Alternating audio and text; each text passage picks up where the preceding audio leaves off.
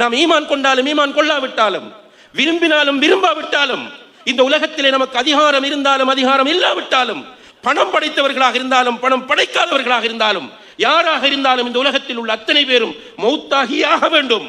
மௌத்தான பிறகு அவர் கபரிலே அடக்கப்பட்டாலும், அல்லது கடலிலே மீனவரை தின்றாலும், அல்லது விமானத்தில் பறக்கிற போது எரிந்து சாம்பலானாலும், வல்லாஹி நிச்சயமாக அவருக்கு அல் ஹயாத்துல் பர்ஸகியா என்கிற கபருடைய வாழ்க்கை இருக்கிறது.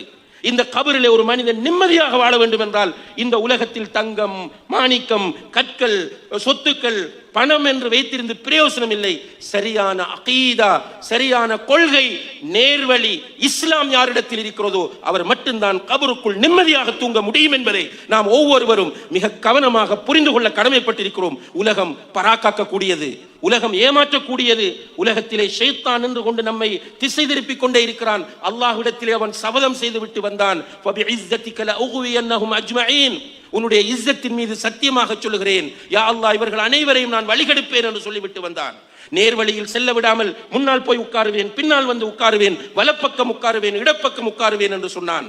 இந்த சவால்களுக்கு மத்தியிலே வாழுகிற நாம் வெறுமனே துனியா, காசு, பணம், சொத்து, கௌரவம், பிரஸ்டீஜ், நிம்மதி என்று மட்டும் பார்த்து கொண்டிருக்காமல் நேர்வழி எது என்பதை தேட வேண்டிய பொறுப்பு எல்லோருக்கும் இருக்கிறது.